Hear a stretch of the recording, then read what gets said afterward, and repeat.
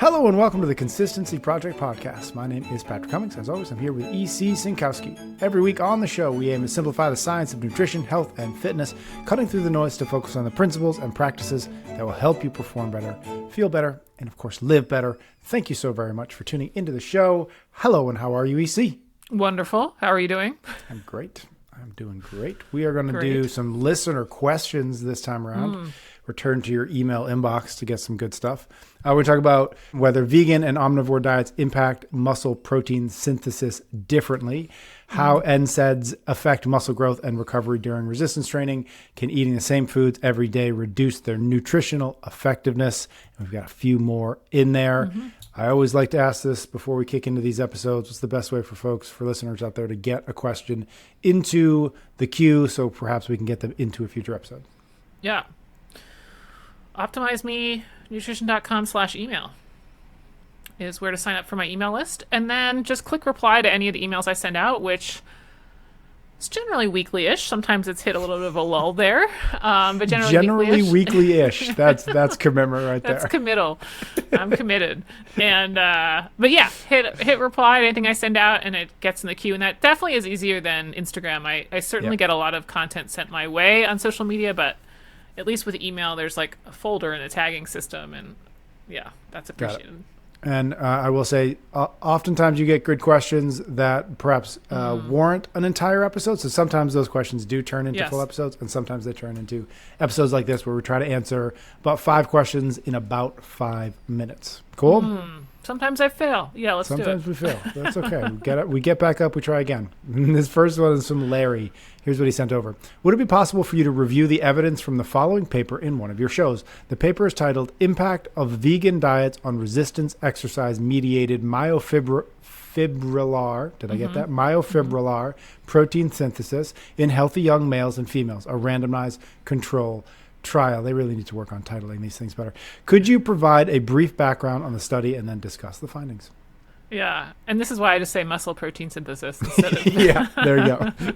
Now you know. This paper came out in 2025. I'll put a link in the show notes, but they are looking at muscle protein synthesis rates, MPS rates. We've certainly talked about those a bunch before. It's the rate at which the body builds and repairs muscle.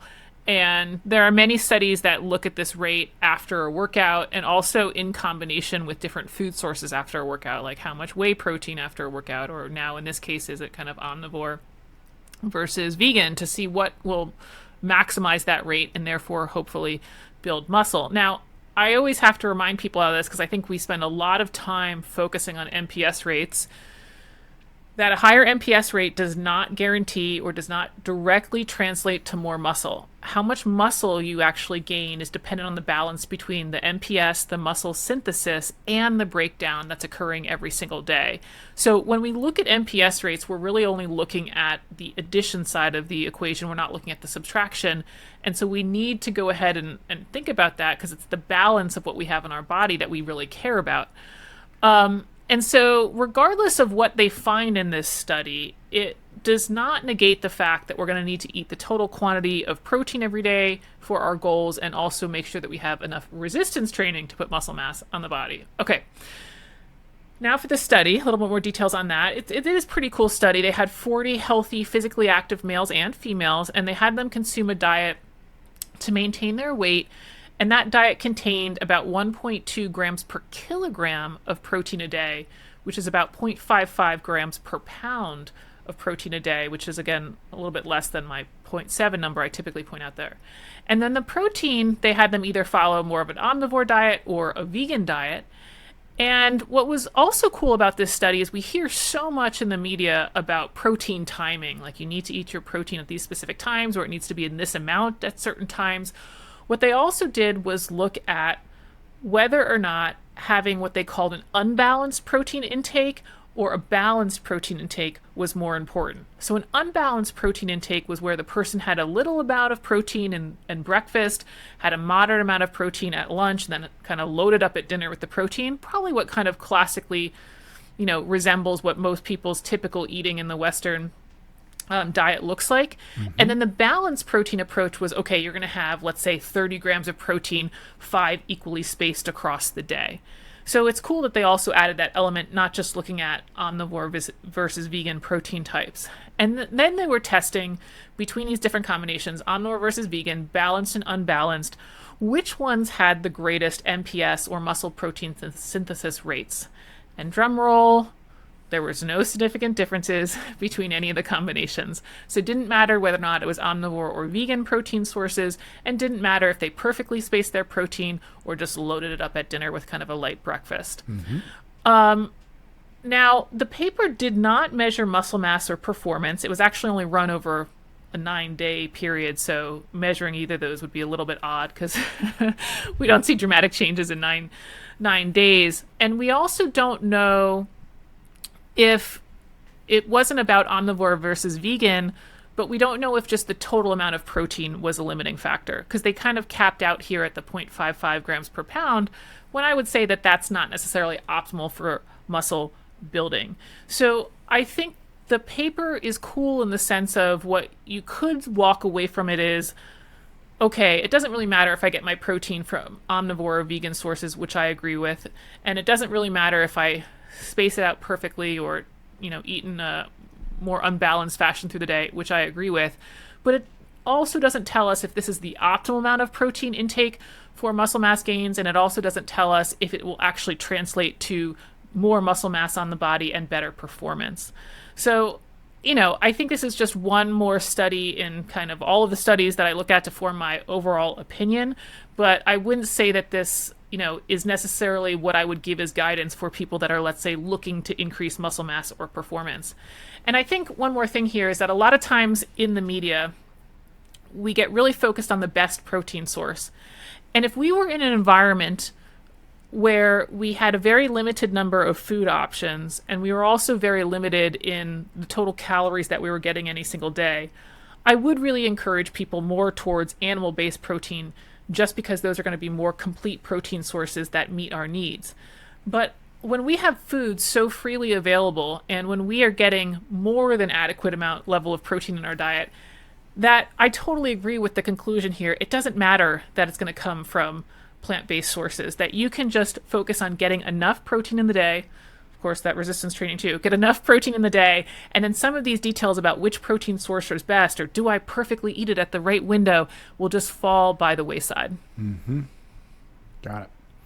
All right. Next question is from Katie. This is what she sent over. In trying to benefit from all that exercise provides, my general assumption is that it's in part driven by the inflammatory processes, bone stress, muscle breakdown, and remodeling, etc.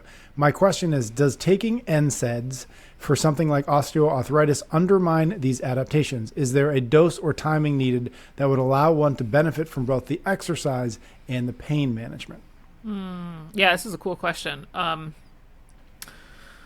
We do want inflammation at times, and I think I just have to remind our audience that, because there's so much out there about anti-inflammatory, we want to decrease inflammation, chronic inflammation is a problem. All that's true, but we do still want inflammation at times. And exercise, and especially resistance training, is inherently inflammatory. And that's a good thing, as Katie points out here, because the inflammation is actually the signal to rebuild and to heal, which over time puts us at a stronger capacity, more muscle, better power, all of that stuff. So NSAIDs, or non-steroidal anti-inflammatories like ibuprofen, are there to stop inflammation. And so Katie's basically saying, okay, are these NSAIDs going to counteract some of the beneficial inflammation that exercise produces? And yes, it could. There was an 8-week randomized control trial with men and women, about 30 total, and they were given about 1,200 milligrams of ibuprofen, which is sort of the upper limit what you would use from like an over-the-counter application. You can go more on prescription, but pretty high dose here for otherwise healthy individuals. And basically after these 8 weeks, they found that people who were doing this 1,200 milligrams a day of ibuprofen had less muscle mass and strength gains compared to the group that was not.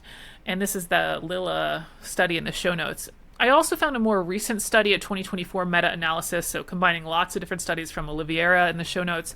They basically conclude the same thing, that ibuprofen use does not help performance.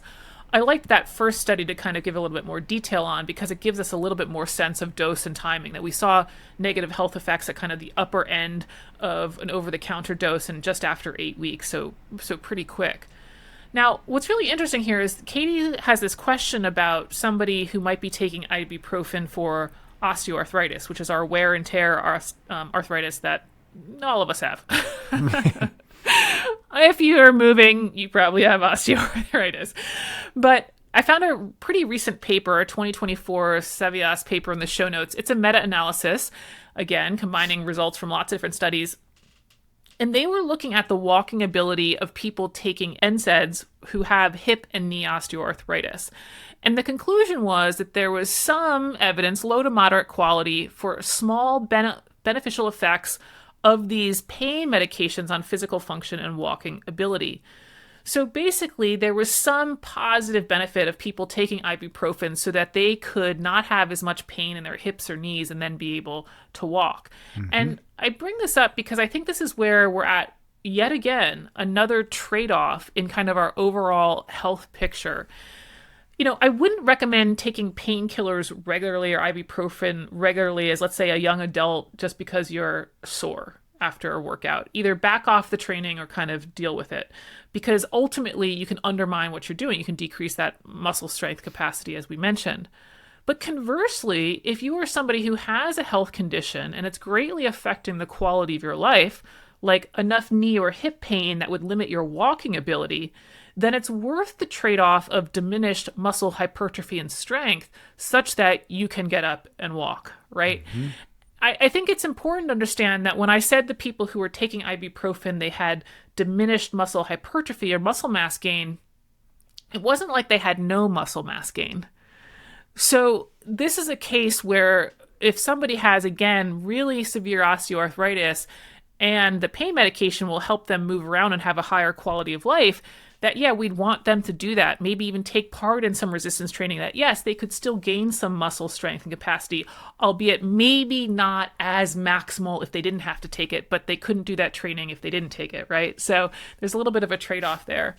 And so all in all, I would say I would only take it if it was truly necessary and take the minimum amount that's necessary. Don't try to load up, try to take the minimum dose that's necessary. And I definitely also wouldn't fret about occasional use. I know saying things like this, people could be concerned, well, I take it periodically for headaches or certain times of the month or something like that. Like, don't fret about that. This is really about people that are taking it regularly and consistently at pretty high over-the-counter doses that, yeah, it's going to start counteracting some of the gains that you're trying to create in the gym. So I wouldn't just take it just because or just to take some of that pain off. Got it. All right. Next question is from Kristen. This is what she sent over. Your minimalist diet podcast included some of my preferred fruits and veggies, and I wasn't sure how smart it is to stick to any one thing, food, habit for prolonged periods. What I mean is my default breakfast drink is a banana spinach protein powder smoothie. Am I still getting the benefits of the nutrients in these foods if I eat them regularly? I could include a sweet potato in my daily plan, but I'm not sure if I should. I'm curious to know if following the same food plan for sustained periods of time decreases its effectiveness. Yeah. Well, good news. Definitely still going to get the benefits from these foods. And there isn't like this decrease in effectiveness per se by eating repeat foods day in and day out. I think the bigger concern is whether you're eating a diverse enough diet to get all of the nutrients you need. Like the banana spinach, protein powder smoothie doesn't cover all of the needs for her day. And I'm sure Kristen knows this, but just to kind of illustrate the concept here, if you're eating foods day in and day out that don't cover your nutrient needs, then we have a problem. But if the banana spinach protein smoothie is part of an overall diet plan that then has other nutrients, other whole foods that kind of round it out, then you can literally have the same diet every single day and be fine. It's not like all of a sudden the vitamin E from the almonds you eat every day become less effective. It's just whether or not you have enough vitamin E across all the different foods that you eat. So if Kristen's rest of the day after this smoothie, which sounds really healthy and delicious, is pork rinds and pretzels, we have a problem. And to be honest, that's actually what a lot of the problem is with the American diet, is that they have this overnutrition in terms of calories, but they have undernutrition in terms of like the micronutrients and the fiber, right? So that would be really the problem with eating, quote, the same thing every day, is that if it doesn't cover all of your nutrient needs, then you will end up in deficiency. Now, one of the ways to confirm that that's not you is to kind of go through all the things you eat and to assess the micronutrients that are in them and to make sure that you're perfectly balanced across all 28 and you're getting enough fiber. And it's an interesting exercise. I think in practical reality, a lot of us don't have to do it. I like to remind people that millions of people, if not billions of people, have been healthy without ever having to weigh and measure anything in their diet. Such that how would we get to this point and have all of these people being able to be healthy without weighing and measuring their diet? It's like, oh, because their diet primarily relied on whole foods. And so I think if there's a good amount of diversity across your day, so again, not just only having spinach for all of your veggies, but get a handful of different fruits and veggies in, get a handful of different protein sources in, round out your calories with foods that vary. Sometimes they're processed, sometimes they're whole grains, or sometimes they're nuts or whatever, something like that. You're going to cover your bases across all of your nutrients, and then you literally could repeat that every single day, and you would be fine and you would be healthy. So yeah, I mean, I have a feeling she's doing okay. It sounds like with that type of breakfast, the rest of her day is probably a pretty good balance of mostly whole foods, and that she can continue to have that day in and day out, and there's not a decreased effectiveness. Do you have any tips for somebody short of weighing and measure everything and being able to put it into an app and say, okay, all of these nutrients or these vitamins and minerals and fiber, I'm hitting what I should be getting. Do you have any tips on just how to think about increasing the diversity of our diets such that we're probably going to be okay across the board as long as we're pretty consistent with it? Yeah, it's pretty hard to give some rule structure. I've certainly been asked that question before, and I appreciate that when I say, oh, keep it diverse. It's like, okay, you see, I'm going to need a couple more sentences after that. Like, what does that really mean? Is it 6 items a day? Is it 8 items a day? The problem is the nutrients really vary based on what food that you're talking about. And so like potatoes are going to be different than blueberries. And then depending on how much you have, then how much is more vitamin C do you need? You know what I mean? So it's like all dependent on what your selections are. I would say very generally, the less restrictions you have in your diet, the more likely you're going to be fine. Because it's the variety in foods that end up providing a lot of nutrients for us. So if you're like, well, I don't really like fruits and vegetables, okay, we can still be healthy. It's just going to be harder to do that. Or if you're like, I don't like dairy, or I don't have any dairy, or I don't have any meat. Yep. Okay, we can still be healthy. It's going to be harder to do that. So I think after thinking about diversity, I think it's good to think about, trying to broaden the different whole foods that I have in my diet. And again, you're going to be pretty good. I just like to remind people again, like, how did we get to the time before we had any app and nutrition tracking. Yeah. And generally we're more healthy as a society. It's like we don't need to have 38 different heirloom varieties of crops every single day. It doesn't need to be that diverse because we never would have gotten to where we are as a species. That the whole foods, even in not the most wildish rotation, are pretty health promoting and pretty broad in the nutrients that they capture. Still wasn't an answer to your question. I guess I would say if you can do a handful of different fruits and vegetables to include sometimes beans or potatoes, you're doing pretty good. 3 to 4 different whole food protein sources, I think you're pretty good. Pretty good. Okay, cool. All right. I know, I should have just said that last sentence, huh? I think we got 2 more. This one's from Mallory. Have you read any valuable research on the efficacy of blue light blocking glasses 2 to 3 hours before bedtime? My coach is encouraging me to do it, and I was just curious if it actually helps or if it is worth a shot. Blue light. Yeah, part of the visible light spectrum, of course, which is the spectrum that the human eye can see in terms of colors. This was interesting. About 1/3 of all visible light is considered blue light, and the sunlight is the biggest source of blue light. I actually didn't know that at all. I was like, oh, that is all right, I'm never going outside again because blue light is bad. I know, which actually does make you pause a little bit because whenever I hear about blue light, all I think about is digital screens and computers, and they're like, oh, shoot, like actually a lot of this is from the sun. I'm never opening my eyes again. Never opening my eyes. And yeah, there's a ton of online media that suggests all of these negative impacts from all our devices on our vision, on our overall health, whether or not we're straining our eyes, whether or not it's creating more blurry vision, and then a lot on the disruption of sleep. And so there's a Cochrane review from 2023 about blue light glasses, which I was actually stoked to see. It's the lead author Singh in the show notes because we've talked about Cochrane reviews before. Of course, these are meta-analysis, so they pulled together research from lots of different studies, but the Cochrane reviews, this group is really known for being very strict on data quality. They are the most stringent in kind of what they accept and what they consider good evidence. And so what did they find? That, quote, this systematic review found that blue light filtering spectacle lenses may not attenuate symptoms of eye strain with computer use. And then continuing, there's probably little or no effect of blue light filtering lenses on visual acuity, kind of visual accuracy, compared with non-blue light filtering lenses. And then continuing, potential effects on sleep quality were also indeterminate. And there was no evidence from randomized controlled trial publications relating to the outcomes of contrast sensitivity, color discrimination, discomfort, glare, macular health, serum melatonin levels, or overall patient visual satisfaction, end quote. So basically a whole lot of nothing, which I think explains actually a lot in the general health and wellness space, right? It's a little bit light on the science and pretty heavy on the marketing. Like, oh my gosh, you need these blue light glasses, right? And then when we go to the evidence, it's like, don't really have that. And I'm guessing that the coach, Myler's coach, might be suggesting the glasses 2 or 3 hours before bedtime to help with sleep. So again, we don't really have the evidence that they do that. I think a better avenue versus, like, let's say putting on the glasses 2 or 3 hours before going to sleep is stop using the device 2 or 3 hours before bedtime. In my opinion, it's less about the blue light that's disrupting our sleep patterns and more about the scrolling on social media that is, either just by way of the fact that we're up later or by way of the fact that the content is on the brain and therefore, we can't really fall asleep because of thinking about that.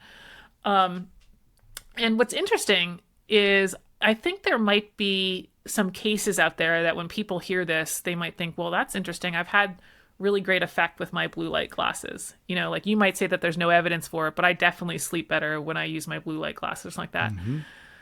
I was thinking about it. If you go use a pair of glasses, especially if you don't typically wear glasses, it might be the most obvious reminder to you, something on your face, to change your behavior. Like if I put on blue light glasses, I don't know, at whatever, sundown, I will have a constant reminder from sundown till I go to bed that I need to go to bed. You know what I mean? And that I'm still staring at a screen. Right, and then I'm still staring at a screen. Because you would only be wearing them if you were staring at a screen. If you're staring at a screen. So it's almost like it's a really interesting way to change your habits around devices because it's a constant reminder you're on your device. And especially, again, for somebody who doesn't wear glasses. Like if you wear glasses, you might not notice as much. But if I don't wear glasses during the day and all of a sudden I just have glasses on around the house, all I'm going to be thinking about is I should stop using a device and I should go to bed on time. But I also... No, go ahead, finish the thought. I was just going to say, I think that's one of the things where it's like we might actually go to test this thing and the blue light doesn't actually matter, but yet people who wear them might see them developing better sleep habit behaviors simply by way of the fact it's helped them cut down on device time. Yeah. I was just going to say is I wonder if to counter that idea is the same thing that you've said about, take multivitamins, which is I take a multivitamin, so it's okay if I eat whatever, or if I don't pay as much attention to my diet, or if I don't sleep enough. I take a multivitamin. So I wear blue light glasses. I can spend another hour and a half on Instagram because I'm protecting my eyes. I'm gonna be okay because of it, right? So it ends up being the excuse to do the behavior that you shouldn't be doing, but now you're giving yourself permission to do it because I'm taking multivitamins for my eyeballs. You're taking the step, you're taking the step for it. For me, I don't think it would be that way at all, just because I'm so not used to wearing glasses. I'd be like, oh my gosh, get these things off me. But I can see that it might be now I am taking the proactive step, so it doesn't matter. Yeah.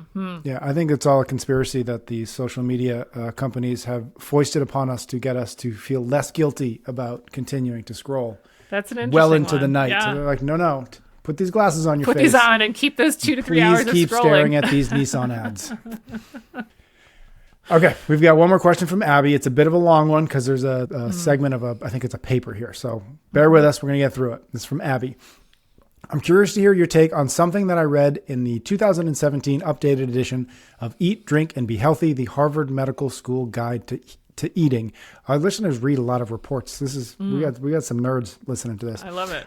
This report was written by Walter Willett and Patrick Skurrit. Hope I'm pronouncing that right. Here's the passage that left me puzzled. Brussels sprouts. Many people like the edgy bitterness of this cruciferous, that's a hard word, vegetable, but this bitterness is sometimes a signal of potentially cancer-causing chemicals. In a pooled analysis of cohort studies, my colleagues and I saw a modest increase in pancreatic cancer among people consuming Brussels sprouts 3 times a week.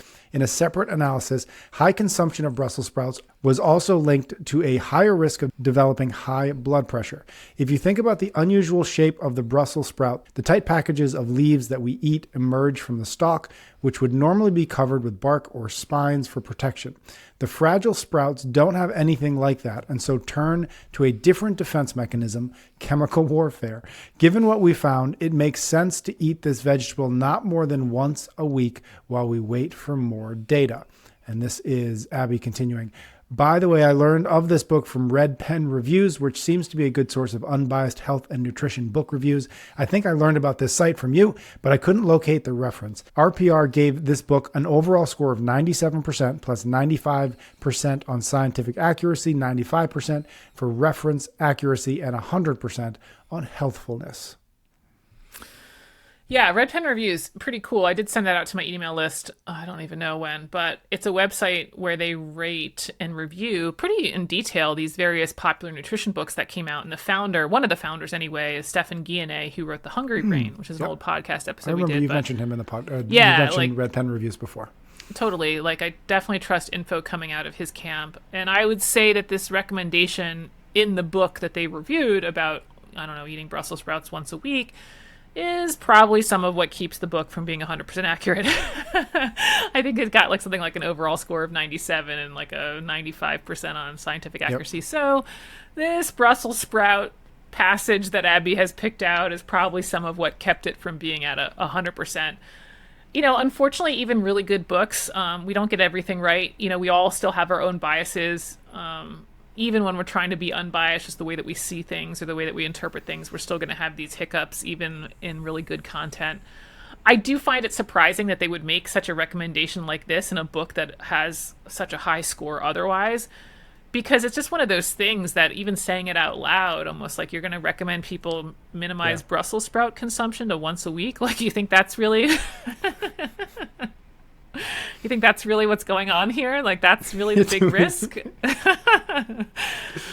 It kind of can be hard to think about that as a serious recommendation. And what we find is that, Brussels sprouts and really the Brassica family of vegetables can consistently reduce cancer risk. So the Brassica family includes cabbage and kale and broccoli and cauliflower and Brussels sprouts and kohlrabi and black and brown mustard and root crops like turnips and rutabaga. So a lot of these things that we find really help decrease cancer risk. And some of the reason why we think they help decrease cancer risk is that they're high in these compounds called glucosinolates.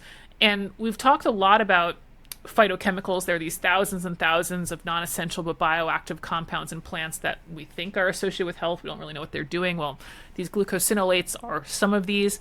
And ultimately, they become another type of compound called isothiocyanates through our chewing and digestion that consistently show anti-cancer properties. So it's interesting, though, that these authors found some sort of studies that showed some type of consumption linked them to high blood pressure or higher risk of pancreatic cancer. Whenever you hear something like associated with or linked with, we know that these are association studies and that there are going to be sometimes some confounding factors that aren't controlled for that are going to be better explanations for that increased risk than what their conclusion actually was. And so we just have to be careful that, if there's one or two association studies that find a risk, what about the rest of the association studies? And I'm going to tell you that there's a lot of association studies that show cancer risk decreases with cruciferous vegetables. And so the balance of evidence plus some mechanistic evidence we have about those phytochemical compounds suggests that these are actually cancer preventative, not cancer causing.